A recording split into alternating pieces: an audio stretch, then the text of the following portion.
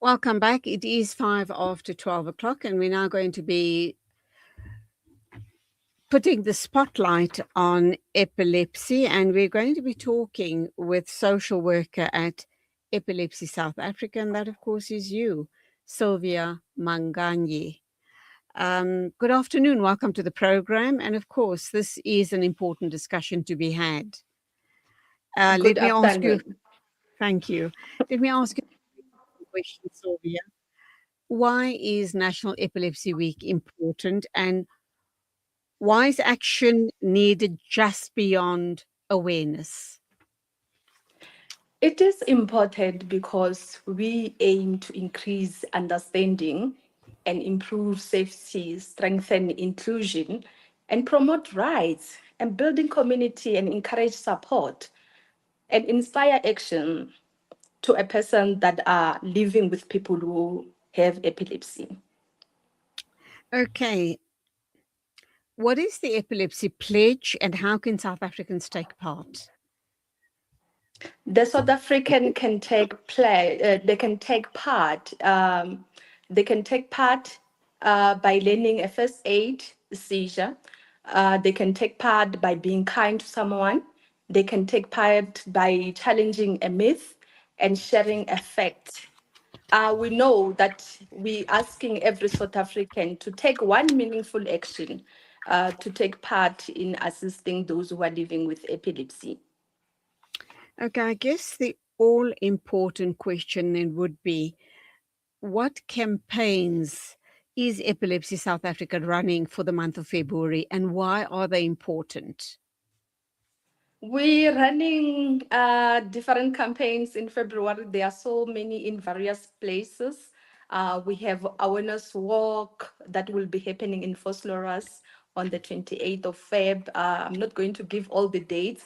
We also have first aid demonstrations. We also have school talks in different schools in Ekurhuleni and also at the site of Johannesburg and other areas of where we have branches in other country in other provinces as well. Sorry about that.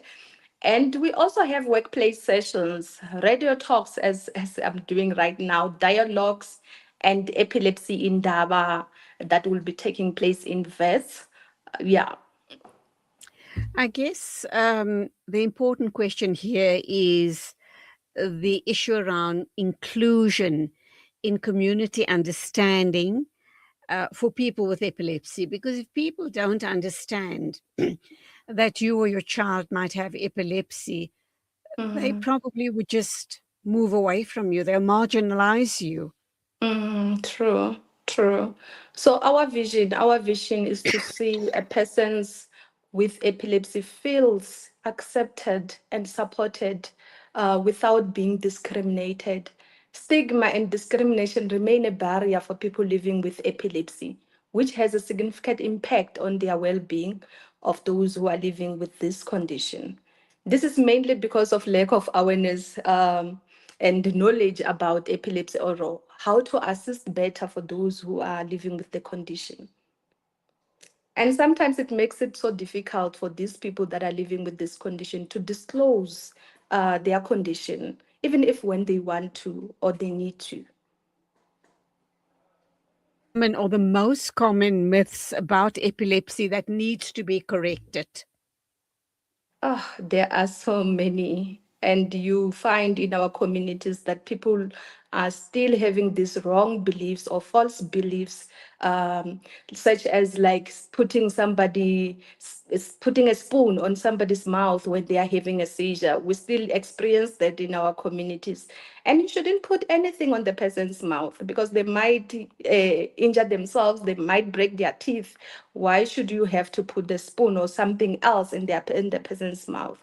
And the idea behind this, when we go out and educate about epilepsy, why are you putting something or an object on the person's mouth? They will tell you now the person is going to swallow their tongue. It's physically impossible for somebody to swallow their tongue.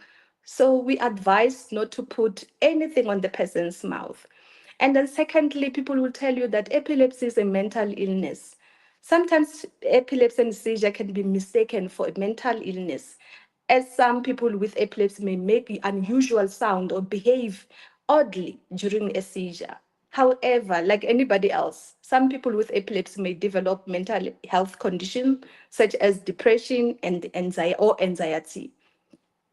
And then some will tell you that epilepsy is contagious, so they cannot be able to assist someone who's having a seizure. Epilepsy is not contagious. We've been assisting so many people who are living with the condition, but we never had epilepsy through that. I'm so glad you've emphasized that epilepsy is not contagious and also that it's not a mental health condition, because Yes. people who don't understand what epilepsy is truly marginalize people with epilepsy. They're too afraid to be in contact with them. And we True. need to create this ongoing awareness. So thank you very much for correcting those myths. What is childhood epilepsy and how does this differ from adult epilepsy? Childhood epilepsy can be caused by various factors, such as lack of oxygen to the brain during birth, head injury, brain infection, hydrocephalus, which is an excess of water in the brain, and disorder of the brain development. In some cases, children born with epilepsy outgrow it during their teenage years or adulthood. So that's very encouraging to hear that they can outgrow the Yes, epilepsy. Um, yes. but then, of course, you do get, I should imagine, different degrees of epilepsy. And some are more serious, more intense, and some are very Mm. mild. Does that make sense? Me posing a question like that. Am I correct in thinking that? Yes, they differ. There are those that have severe epilepsy and those who will constantly have seizures. And some they will have just maybe let's just maybe we can rate it. In a month, we say somebody can have 3 seizures, and some they might have in a week 4 seizures, which is uncontrolled if you're going to have more seizures than maybe 3 in a month. If you're having 3 in a month, at least we might say that it's controlled, it's managed. Okay, let's go for an ad break. When we come back, we're going to talk about serious or mild epilepsy versus more serious epilepsy and or controlled. And let's also talk medication. Is it advisable to medicate kids who present with epilepsy? So all of that and more right after the ad break with you, Sylvia Manganyi, social worker at Epilepsy South Africa. Calls, the journey begins. Join us for the Hajj 2026 Nusuk Packages Open Day, designed especially for South African Hujjaj. Meet our special guest, Engineer Ahmed Zaki, Director General of Direct Hajj, Rawaf Mina, joining us all the way from Mecca to guide you through the Nusuk processes, available Hajj packages, and provide one-on-one assistance. Sandton, 17th January, 1 p.m. to 6 p.m. Cape Town, Durban and Lenasia, 18th January, 10:30 a.m. to 4 p.m. Secure your place on the sacred journey today. Call 010-600-5786. Plus, one lucky attendee will win an Umrah ticket. T's and C's apply. From the heart of Mecca to the world. Your Hajj journey starts here. Shimmer, sparkle, captivate. Nothing less than a masterpiece. Droplets of gold inspires precious design. Platinum bursts with intricate freshness. And every pure diamond becomes more than just a girl's best friend. Voda Gold Gem Jewelers, where timeless dreams become a reality. Come to us. We tailor-make designer gold, platinum, and diamond jewelry. Trade in or remodel your old gold. Clad yourself with classy name-branded watches. We offer insurance valuation and free zakat calculation. Visit us at 534 Ridge Road, Overport, or call 031 208 9142. Voda Gold Gem Jewelers, manufacturers of fine gold and diamond jewelry. You South African, of course. You anxious about the future. We've got you covered. Build on your wealth portfolio with Rendry Jewelers Gold Coin Exchange. Visit us at 151 Stephen Lamini Road, Musgrave, Durban, or call us on 031 202 information. Rendry Jewelers Gold Coin Exchange, your passport to gold investment. For the first time, I can dream again. The African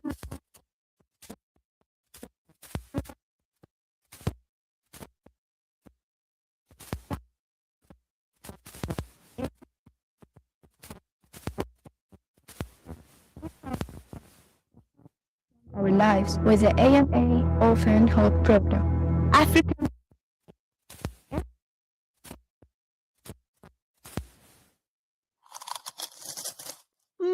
Dad, these Frymax chips are so tasty.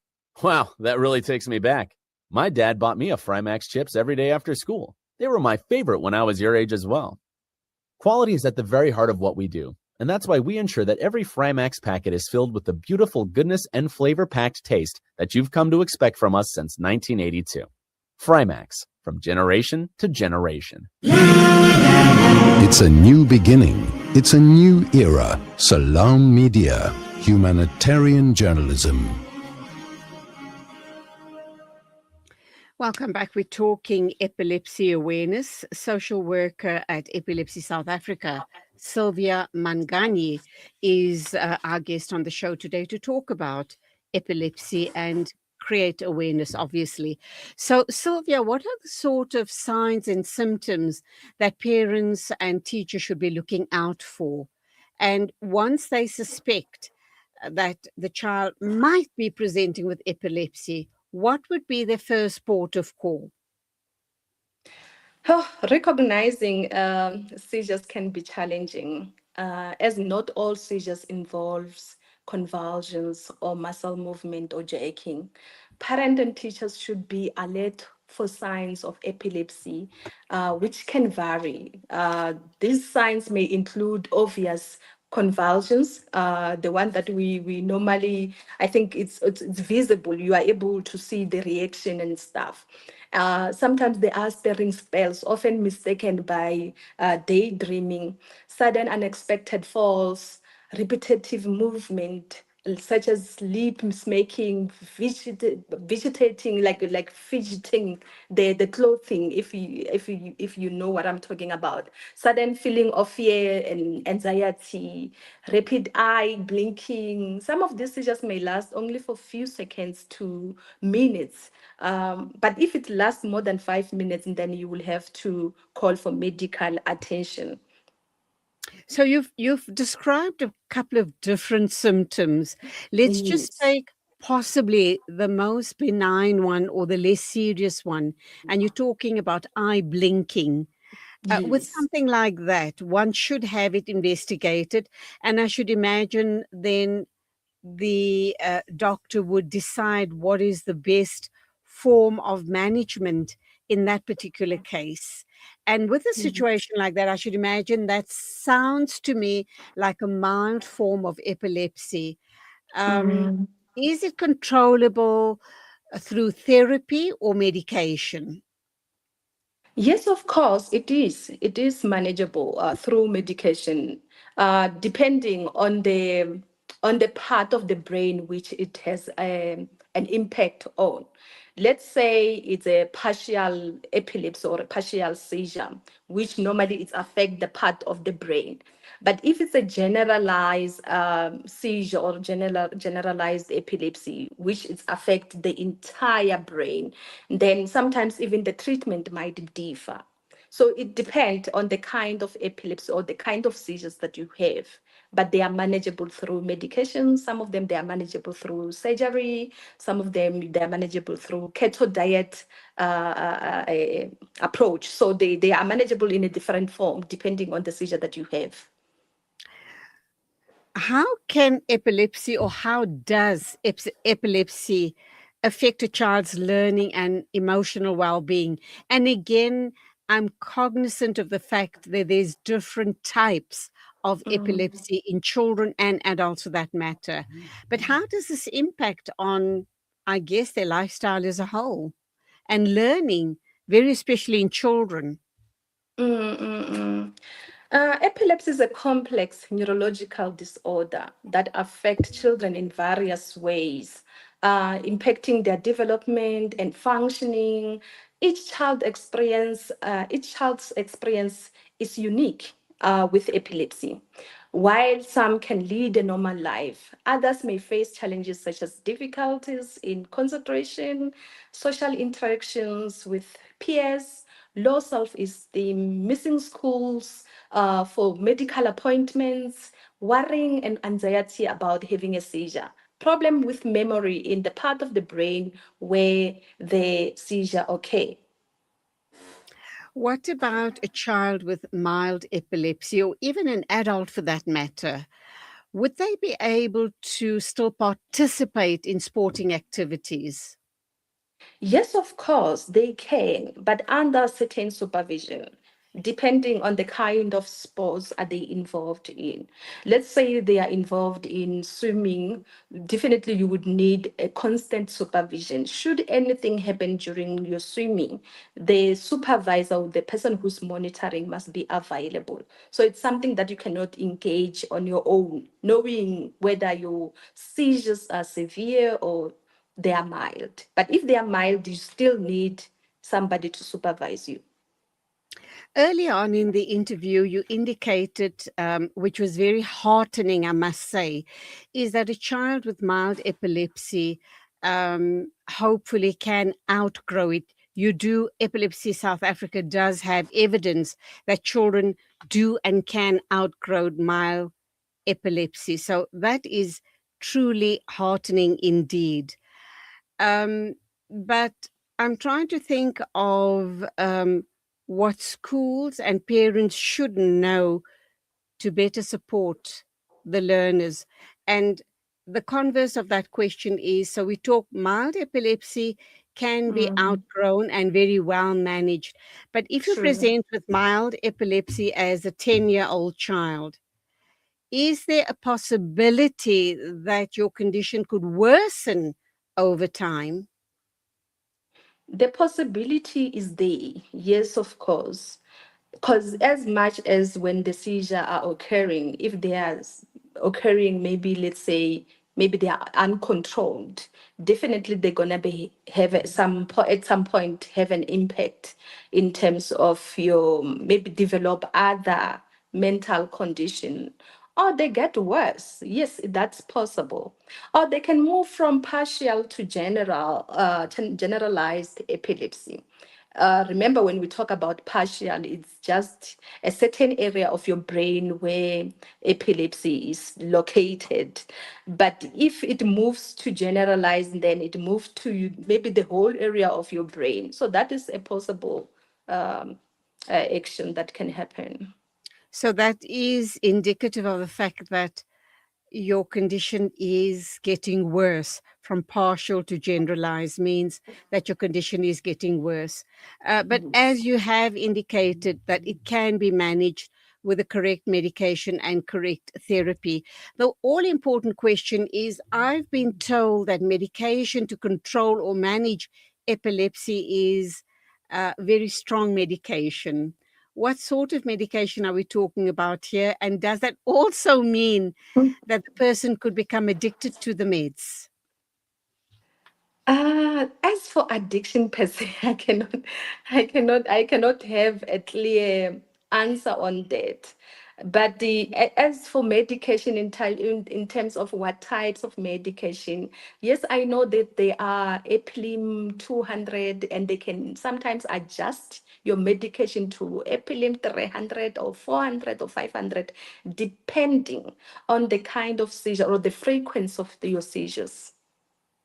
And sadly, with any medication that one ingests, whether it's even a Panado, we do know that there are side effects. So here again, when you Definitely. when you put on the Epilim, there's going to be side effects. Once again, it's up to the parents or the patient to manage all of that. Let's wrap up then and talk about how can parents and caregivers get support from your organization, and that, of course, is Epilepsy South Africa. Oh, they can get support from us through different services that we offer. We offer psychosocial support. We also do epilepsy educational talks at schools. We also do home visit depending on the need. And we also have residential facility and protective workshop in our center. And we also provide information on epilepsy and do advocacy as well. So,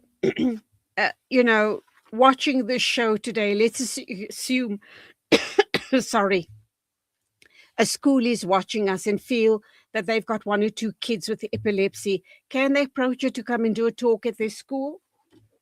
Yes, of course, 100% they can. Thank you. And let's take a quick ad break. I'll come back to you in a minute or two. Okay, it's fine. Thank you.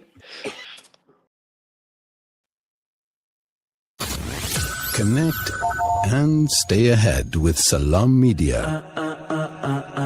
This is Salam Media, coming to you live from South Africa.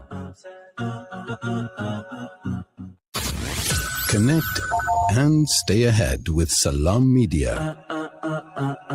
This is Salam Media, coming to you live from South Africa. Okay, we're going to wrap up with our epilepsy interview, and that, of course, is with you, Sylvia Manganyi. Thank you for being patient. I had a frog in my throat and a bit of a cough throughout the interview, so I do apologize for that. Is there anything at all we need to know before I let you go? I think what the schools should know in order to support learners with epilepsy, it's very important for the learners in the classroom to reinforce kindness towards other learners, and also the teachers or the educators to be more understanding, because we find more learners being dispelled from school, not understanding that this is very important, that the learners must be understood with their condition. We also need that the teachers must stop the bullying in the classroom or at schools, because there are so many learners who drop out because they get bullied, they become called by names, and also being told that you are mentally ill. Imagine. So we're pledging with the schools that may they be supportive, and may they post maybe the epilepsy first aid posters in their walls, so that the schools learners can be able to see those. Wonderful. People watching us this morning, parents and teachers who have family and friends suffering from epilepsy, and decide perhaps the right step would be to go on a first aid course to manage epilepsy. Where and Yes. how do they go about doing that? We are available. They can contact us on 011 811 1590, or they can go to our website, which is www.epilepsy.org.za, or they can go to another website of us, which is gauteng@epilepsy.org.za, and then they will Okay. get more information. All right. 011-811-1590. Is that the number? Yes, And yes. you are saying that if schools, children, and parents are interested in doing the first aid course on epilepsy, you do Mm. offer that course. Is it at a cost or is it free of charge? Depending on the area where you are, if let's say maybe you are in Pretoria and you would love that, because we are not servicing maybe Pretoria side. So yes, of course, there might be cost in terms of maybe fuel. We just call it a donation in terms of the Okay. fuel. Yes, but it's not really, really cost per se, but just for fuel, yes, of course. Okay, thank you. You've truly given us a wealth of information on epilepsy, whether it's in children or adults. And we do hope people who have been battling with the condition of epilepsy does reach out and get more information from you. So thank you. God bless and go well. Thank you so much. Same to you. Bye-bye. 12:30 exactly, and of course we are going to have our final interview right here on our lifestyle show, and that of course is mid-morning. We're going to be talking about another condition that impacts on children, and that of course is childhood cancers. But this time around we're going to talk about raising awareness on childhood cancers.